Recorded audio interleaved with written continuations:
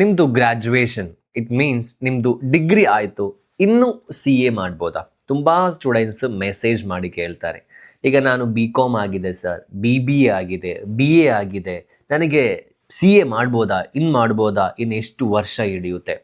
So ಇವತ್ತಿನ ವಿಡಿಯೋದಲ್ಲಿ ನಾವು ಡಿಸ್ಕಸ್ ಮಾಡೋದು ನಿಮ್ಮದು ಬಿ ಕಾಮ್ ಆಗಲಿ ಅಥವಾ ನಿಮ್ಮದು ಬಿ ಬಿ ಎ ಆಗಲಿ ಅಥವಾ ನಿಮ್ಮದು ಬಿ ಎ ಆಗಲಿ ಬಿ ಸಿ ಆಗಲಿ ಯಾವುದೇ ಆಗಲಿ, ನಿಮ್ಮದು ಈ ಡಿಗ್ರಿ ಎಲ್ಲ ಕಂಪ್ಲೀಟ್ ಆದಮೇಲೆ ನಿಮಗೆ ಡೈರೆಕ್ಟ್ ಆಗಿ ನಿಮಗೆ ಸಿ ಎಗೆ ಜಾಯಿನ್ ಆಗ್ಬೋದಾ?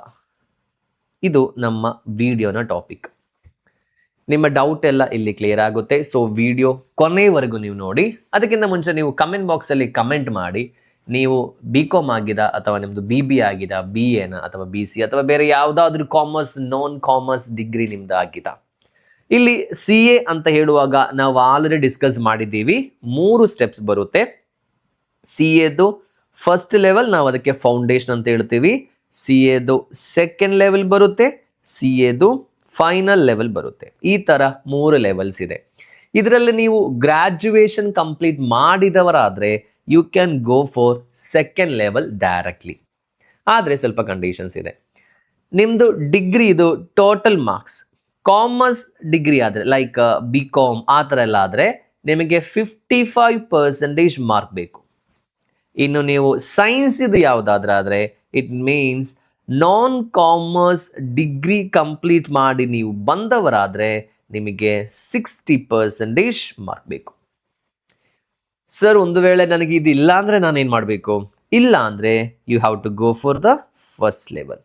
ಸೊ ನೀವು ಈಗಲೇ ಸೆಕೆಂಡ್ ಇಯರ್ ಡಿಗ್ರಿ ಅಥವಾ ನೀವು ಫೈನಲ್ ಇಯರ್ ಡಿಗ್ರಿ ಮಾಡ್ತಾ ಇದ್ದರೆ ನಿಮಗೆ ಈ ಸೆಮ್ಮಲ್ಲಿ ಓಕೆ, ಈಗ ಸೆಮ್ ಒಂದು ಆಗಿದೆ, ಇನ್ನು ಈಗ ಫಾರ್ ಎಕ್ಸಾಂಪಲ್ ನೀವು ಸೆಕೆಂಡ್ ಇಯರ್ ಆಗಿದ್ದೀರಾ, 4th ಸೆಮ್ ಆಗಿದೆ, ಇನ್ನು 1 ವರ್ಷ ಇದ್ದರೆ ಈ ಒಂದು ಪರ್ಸೆಂಟೇಜ್ ಇನ್ಕ್ರೀಸ್ ಮಾಡಲಿಕ್ಕೆ ಟ್ರೈ ಮಾಡಿ. ಇಲ್ಲಾಂದರೆ ಏನು ಮಾಡಬೇಕು ಅಂತ ಹೇಳಿದರೆ ಸಿ ಎ ಫೌಂಡೇಶನ್ ನೀವು ಬರಿಬೇಕು. ಈಗ ಡಿಗ್ರಿಯಲ್ಲಿ ಈಗ ಫಾರ್ ಎಕ್ಸಾಂಪಲ್ ಸರ್ ನನಗೆ ಒಂದು 70% ಮಾರ್ಕ್ ಇದೆ ಸರ್, ನಾನು ಏನು ಮಾಡಬೇಕು? ಡೈರೆಕ್ಟ್ ಆಗಿ ನಿಮಗೆ ಸಿ ಎ ಇಂಟರಿಗೆ ನಿಮಗೆ ಜಾಯಿನ್ ಮಾಡ್ಬೋದು.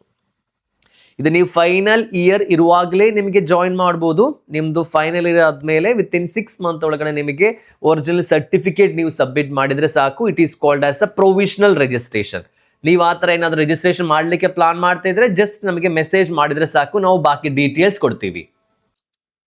70%, 80% ಎಲ್ಲ ನಿಮಗೆ ಸಿಕ್ಕಿದ್ರೆ ಡೈರೆಕ್ಟ್ ಆಗಿ ನೀವು ಸಿ ಎ ಇಂಟರಿಗೆ ಎನ್ರೋಲ್ ಮಾಡ್ಬೋದು. ಆದರೆ ಈ ಎನ್ರೋಲ್ ಮಾಡಿ ಇಟ್ ಮೀನ್ಸ್ ರಿಜಿಸ್ಟರ್ ಮಾಡಿದ ಅವತ್ತಿಂದ ಒಂದು 8 ಮಂತ್ಸ್ ಗ್ಯಾಪ್ ಬೇಕು ನೀವು ಎಕ್ಸಾಮಿನೇಷನ್ ಬರೀಲಿಕ್ಕೆ. ಸಪೋಸ್ ಈಗ ನೀವು ಮೇಯಲ್ಲಿ ಎಕ್ಸಾಮಿನೇಷನ್ ಬರೀಲಿಕ್ಕೆ ಪ್ಲಾನ್ ಮಾಡ್ತಾ ಇದ್ರೆ you have to register by September.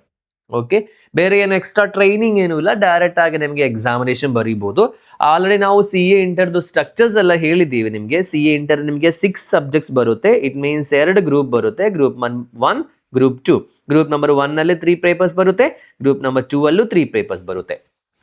ಇದರಲ್ಲಿ ನೀವು ಸಿ ಇಂಟರ್ ಇದು ಫಸ್ಟ್ ಗ್ರೂಪ್ ನಿಮಗೆ ಬರೀಬೋದು ಅಥವಾ ಸೆಕೆಂಡ್ ಗ್ರೂಪ್ ಬರೀಬೋದು. ಯಾರಿಗೂ ಫೈನಲ್ ಲೆವೆಲ್ಗೆ ಡೈರೆಕ್ಟ್ ಆಗಿ ಎಂಟ್ರಿ ಇಲ್ಲ.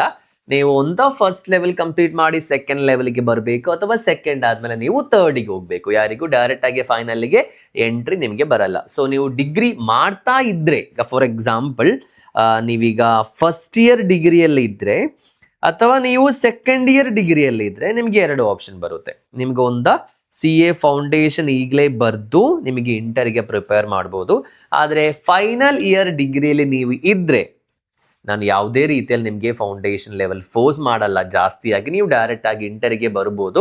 ಇದು ನಿಮಗೆ ಒಂದು ಬೇಸಿಕ್ಸ್ ಎಲ್ಲ ಸಿಗಬೇಕು ಸರ್, ನನಗೆ ಯಾವುದೇ ರೀತಿಯಲ್ಲಿ ಏನು ಐಡಿಯಾ ಇಲ್ಲ, ಸೊ ನಾವು ಫೌಂಡೇಶನ್ ಲೆವೆಲಿಂದಲೇ ಬರೀತೀನಿ ಅಂತ ಹೇಳಿದರೆ it is a great option. ಯಾಕಂತ ಹೇಳಿದರೆ ನಿಮಗೆ ಒಂದು ಐಡಿಯಾ ಸಿಗುತ್ತೆ. So first level, second level, third level ನಿಮಗೆ ಕಂಪ್ಲೀಟ್ ಮಾಡ್ಬೋದು. ಸೊ ನಾನೊಂದು ಸಣ್ಣ ಇನ್ಫಾರ್ಮೇಶನ್ ನಿಮಗೆ ಕೊಟ್ಟಿದ್ದೀನಿ ಯಾವ ಥರ ಡಿಗ್ರಿ ಆದವರು ಮಾಡಬೇಕು ಅಂತ.